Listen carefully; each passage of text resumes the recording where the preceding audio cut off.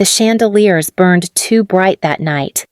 Every crystal caught the reflection of a man who believed the world still revolved around him. My father, Charles Cole Sr., stood at the center of the ballroom, raising his glass as if the entire valley existed to echo his name.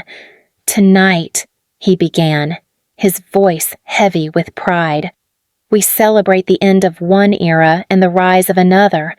Applause rolled through the crowd. Investors, politicians, and old friends cheered like a royal court saluting their king.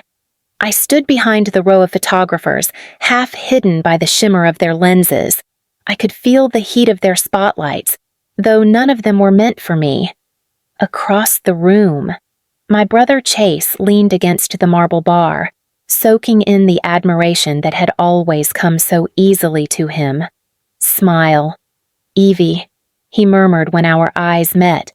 "You look like a ghost haunting your own party." "I didn't realize it was mine," I said. He grinned, teeth gleaming, and turned back to the cluster of reporters asking him about his vision for coal renewables. He spoke as if he'd built the company himself, as if our grandfather's dream or my quiet work had nothing to do with it. My mother, Margaret, drifted between guests, her gown gliding like smoke. When our eyes met, she offered a small, polished smile, the kind that said, "Don't make a scene." It was a language we'd both learned under my father's roof. Charles tapped his glass, the sound slicing through conversation. The music fell away. "As many of you know," he said, "Coal Renewables has grown from a small local venture into a company valued at $480 million. And tonight, I am proud to announce the man who will carry this legacy forward." He paused just long enough for every head to turn toward Chase. My chest tightened. I had known this moment would come, but the cruelty was always in the performance. "My son, Charles Cole Jr.," he said, his tone swelling with pride. "A man of ambition, discipline, and strength, the future of our family, and of this company." The room erupted in applause. Chase stepped forward, kissed my mother's cheek, and shook my father's hand like an actor taking his bow. Then my father's eyes found me. The warmth drained from his voice. "And as for my daughter?" His pause stretched long enough for the laughter to still. "Evelyn has always had a good heart, but this company needs teeth, not tears. She chose to chase fantasies instead of results." A few guests chuckled, uncertain. Someone clinked a glass. Chase laughed outright. My throat burned. I set down my champagne before it could tremble in my hand. My father smiled satisfied and lifted his glass once more. "To family," he said. The crowd echoed him. "To family." I turned away before they could see my face. The music started again, smooth and hollow, as if nothing had happened, but every note carried the sound of my father's voice, cutting clean through the applause. I slipped out to the edge of the ballroom, where the music softened to a murmur. From here, I could see everything: my father basking in applause, my brother surrounded by cameras, my mother pretending to listen to a senator's wife. No one noticed me leave my chair. They never did. Margaret approached after a few minutes, her perfume arriving before her words. "Evelyn," she said softly, "don't let it get to you. He only meant exactly what he said." I cut in. Her lips pressed together. "Your father has spent his entire life proving himself. Tonight is about legacy. You know how he gets. He gets cruel," I said, "and you let him." Her eyes flickered hurt, then caution. "I protect this family in my own way." I looked at her pearls, perfectly arranged like armor. By staying silent, she exhaled through her nose, the same way she used to when I came home late from the lab. "You've always been dramatic." "I built the energy model that saved his merger last year," I said. "He called it Chase's idea on national television." Margaret's fingers twitched around her glass. "You could have corrected him. I thought you might," I said. She didn't answer. A server passed with a tray of champagne, and she took a glass just to have something to hold. Evelyn, please. Not tonight. Let him have his moment. It's always his moment, I said quietly. And Chase's. You two just rotate the spotlight. For a heartbeat. She looked ready to speak, to say something honest, but then her posture straightened. Don't embarrass yourself, she whispered, and walked back toward the laughter. I stayed where I was, watching her blend into the crowd again. My father's voice rose above the music, boasting about the company's next expansion. Cameras flashed. Chase laughed. The image was perfect power, wealth, control. Behind them, Edward Grant stood alone near the bar, his silver hair catching the light. He raised his glass toward me once, a quiet gesture no one else saw. It was the first acknowledgement of the night that I still existed, and somehow, that small kindness felt heavier than every word my family had spoken. The speeches dragged on, but every word felt like a knife turning slower than the one before.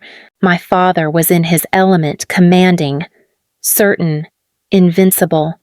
He lived for these rooms, for the polished laughter that followed every calculated line. When he called Chase to the stage again, the crowd surged closer. My son, he said, gripping his shoulder, has proven himself worthy of the Cole legacy. He is the man who will take this company beyond anything I imagined. The applause was thunderous. I stood near the back, half hidden behind a column. Chase raised his glass. Thank you, Father, he said smoothly. I'll make you proud. You already have. My father said. His gaze slid across the room until it landed on me. The smile remained, but something darker moved behind it. Of course, not all my children share his focus. The laughter that followed was nervous. He thrived on that discomfort. He stepped closer to the microphone. My daughter prefers softer pursuits, poetry, research, saving the planet. Admirable hobbies, I suppose. But this, he gestured around the ballroom, this is the real world. Chase turned toward me, his grin wide enough for the cameras.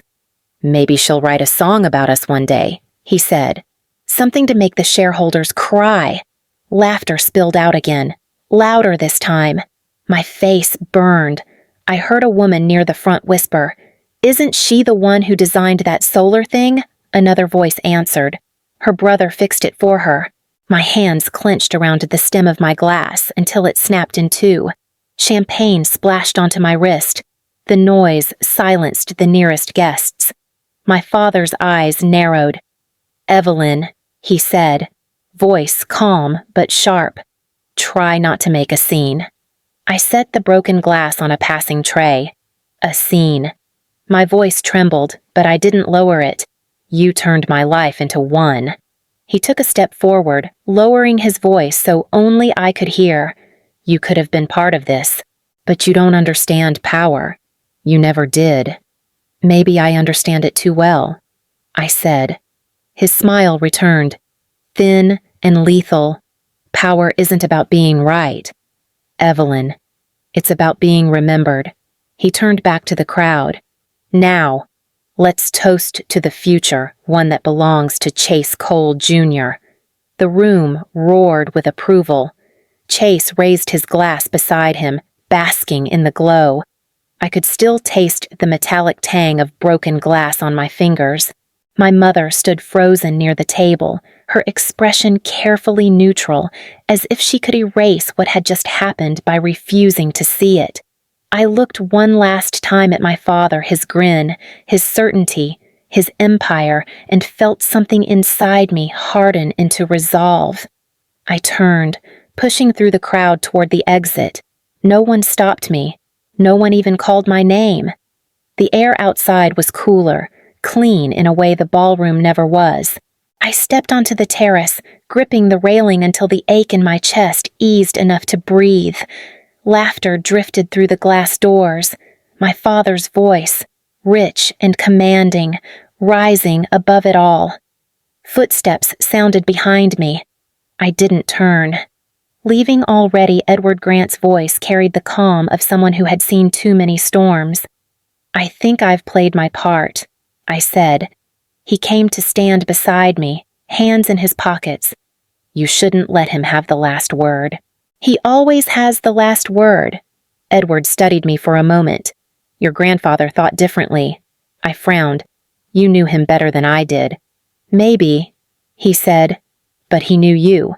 He reached into his coat and pulled out a sealed envelope, thick and cream-colored, stamped with the old coal crest in silver wax. "He left this for you." I hesitated. "Why tonight?" "Because tonight," he said quietly, "is the night Charles officially retires. That makes this legally your time." I stared at the envelope, my pulse quickening. "What are you talking about?" Edward's gaze didn't waver. "He wanted you to open it when you were ready to stop surviving." Inside, the ballroom erupted into another toast. I could almost hear my father declaring himself immortal. I shook my head. "You're asking me to start another war with him?" Edward's mouth curved, not quite a smile. "No, I'm asking you to finish one he started." He placed the envelope in my hand and closed my fingers around it. "Whatever's inside, it's yours. Don't walk away from it." I felt the weight of it, heavier than paper should be. The wax was cold against my palm. "Does he know I asked?" Edward's eyes darkened. "If he did, there wouldn't be a party tonight." The wind carried another wave of applause from inside. Edward straightened his tie, his expression unreadable. "Good luck, Evelyn." He left me alone on the terrace. The envelope pressed to my chest, the faint sound of my father's laughter chasing me through the glass. For the first time that night, I didn't look away. I stayed on the terrace long after Edward left. The night felt suspended between two worlds, the noise of the party behind me and the whisper of the vineyards stretching into darkness. I looked down at the envelope. My hands were shaking. The seal broke with a soft crack. Inside were several folded documents and a letter written in careful handwriting I hadn't seen since childhood. To my granddaughter, Evelyn Cole. "If you are reading this, it means my son has chosen pride over truth.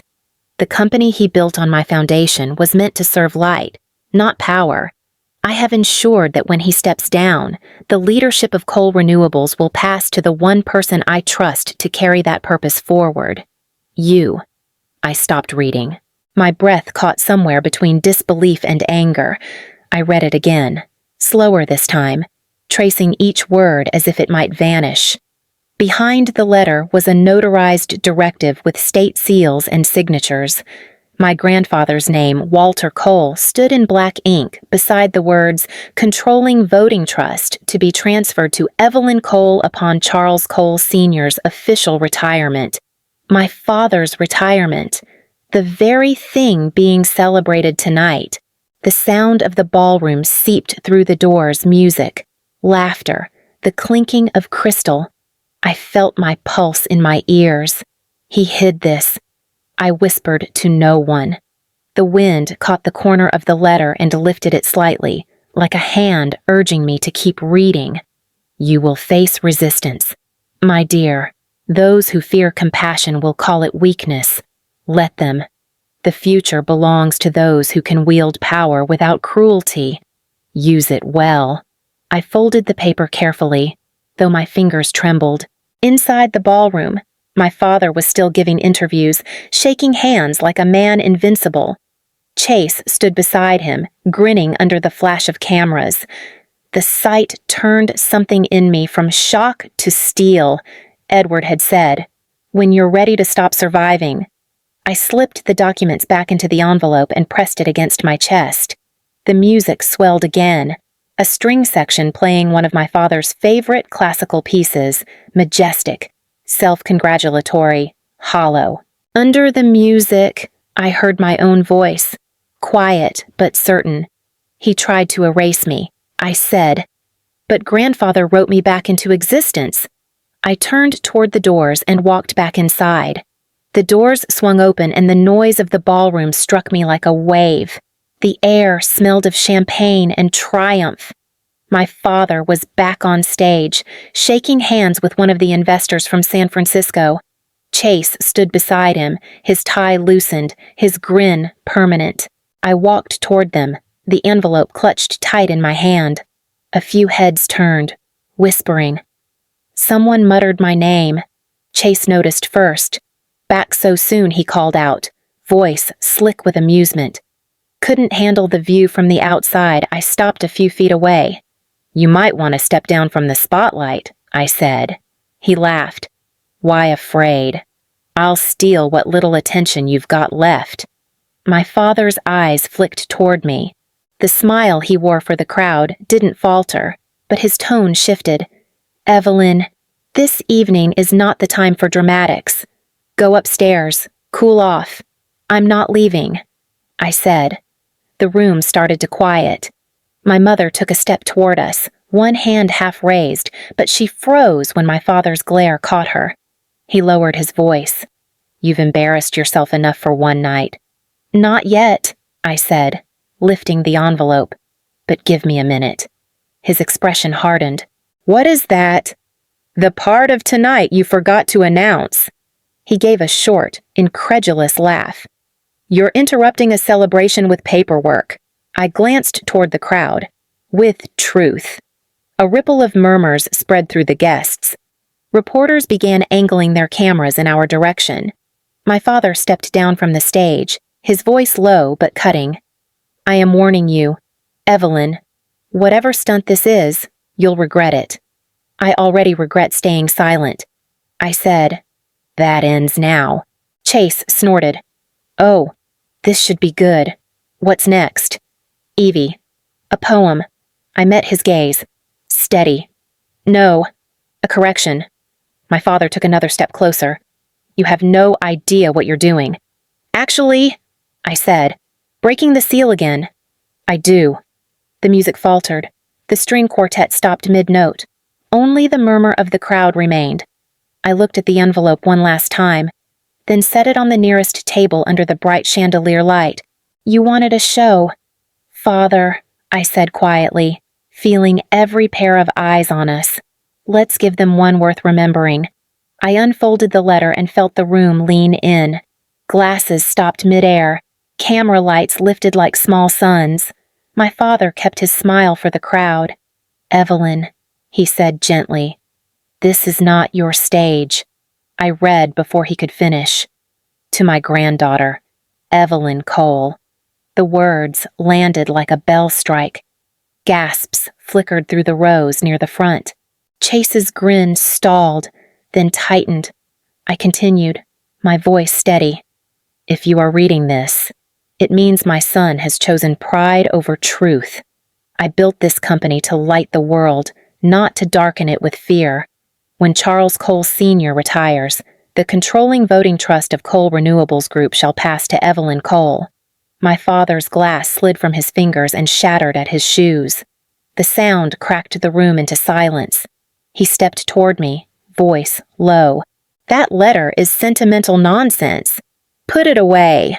I lifted the next page. This is the notarized directive dated 2018. I read the clause slowly, word for word, each syllable like a nail in a board. Transfer of controlling voting trust to Evelyn Cole upon the official retirement of Charles Cole Sr., witnessed by 2 independent parties, recorded with counsel, and held in escrow. Chase lunged for the table. I pulled the papers back and faced him. Do not touch me, I said. He laughed too loudly. Everyone relax. She found a bedtime story. Dad, tell them the truth. My father did not look at him. His eyes were on the seal and signatures. The color had drained from his face. Edward, he called, voice fraying. Explain this. Edward stepped from the side of the room, unhurried, carrying a slender leather folder. There is nothing to explain, he said. He opened the folder and raised a copy so the nearest guests could see the witnessing signatures and state seal. Walter Cole was explicit. This directive has been valid for 7 years. It activates tonight. A reporter near the dais spoke without lowering her camera.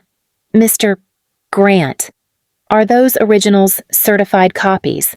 Edward said. Originals are lodged with the firm. My father's jaw clenched. You hid this from me. You buried it. Edward answered, soft but firm. I exhumed it. Chase barked a laugh that showed edge instead of charm. This is a staged stunt. You let her humiliate us with paperwork. Chase, I said, you are welcome to read it. Slowly, if that helps. He took a step toward me. 2 of my father's senior aides moved instinctively between us. The crowd rippled back. Somewhere in the room, a cork popped by accident and no one cheered. Margaret broke from her place near the front and reached the table. She did not speak. She looked at the signatures, then at me. Her hand shook once before it steadied on the cloth. My father found his voice and raised it, the way he did in boardrooms when he wanted walls to obey. Ladies and gentlemen, this is an unfortunate misunderstanding. My daughter has a history of dramatics. The board will address any clerical confusion on Monday. Tonight, Edward said. What did you say? My father snapped. The board will convene tonight, Edward repeated. The directive requires immediate recognition upon retirement. Your resignation speech satisfied that condition 20 minutes ago. A senior investor cleared his throat. He stood slowly, as if the floor required permission. Mr. Cole, he said, addressing me. Do you intend to honor the merger terms? I intend to honor the company's purpose, I said. We will meet at dawn, and you will hear my terms then. He nodded once. To his partner, he murmured, not quietly enough. We have been talking to the wrong Cole. Chase pointed at the investor. You are getting played. Then he pointed at me. You do not have the backbone for this. I held his stare.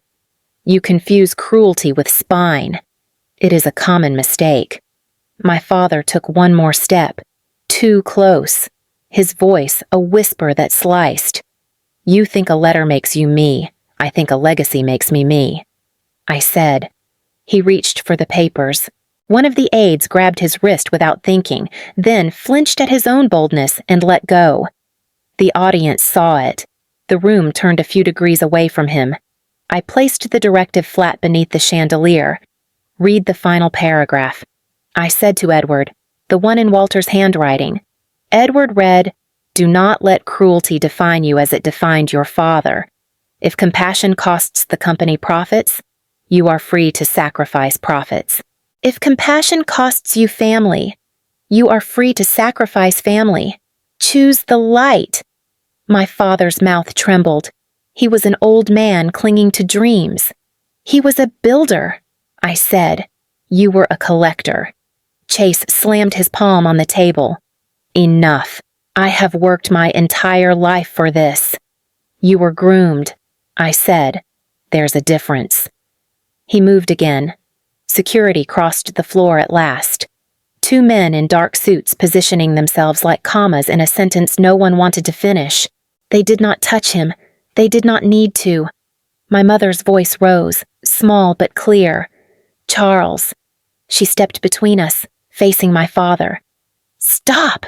He stared at her as if she had said a word forbidden in our house. Margaret turned to me. Evelyn, she said, what do you need? It was the first time that night someone had asked me for anything. I felt it settle through me like steady rain. I need the boardroom, I said, and I need the letter back in the envelope. My mother lifted the pages, as careful as if they were skin. She slid them into the envelope and handed it to me in both palms. My father looked at her in disbelief. Margaret. She did not answer him. She looked at me. I turned to the crowd. Thank you for celebrating my father's years of service. I said, Coal Renewables will now transition leadership in accordance with its founder's directive. Our values will be clarity, science, and mercy. We will not fuel an empire by burning people. An executive near the stage began clapping. Others followed, uneven at first, then stronger. Some did not clap. Some stared at my father, waiting for him to reclaim the air. He tried. "You will fail," he said to me, voice hoarse. "You do not have the stomach for consequence. I have the stomach for accountability," I said. Chase turned to the reporters and spread his arms. "This is a coup." The word fell heavy and did not echo. Edward spoke quietly to the nearest staffer. "Prepare the boardroom." 10 minutes. A path opened without being asked. People moved the way they do when they understand the direction has changed. I stepped away from the table. My father did not follow. His shoulders sagged as if the room had finally returned the weight he had forced it to carry. Chase stood beside him, bewildered that the cameras were no longer interested in his face. Margaret walked at my side. Her fingers grazed my sleeve, asking permission. I did not pull away. Behind us. The quartet found the end of the song they had abandoned and let the final note settle. No one applauded. The silence worked harder than any music could. Edward opened the door that led to the inner corridor and held it. "Madam," he said softly. I crossed the threshold with the envelope in my hand. The sun reached the valley before I did. From my office window, the vineyards shimmered under thin fog, soft and gold. The board had met through the night.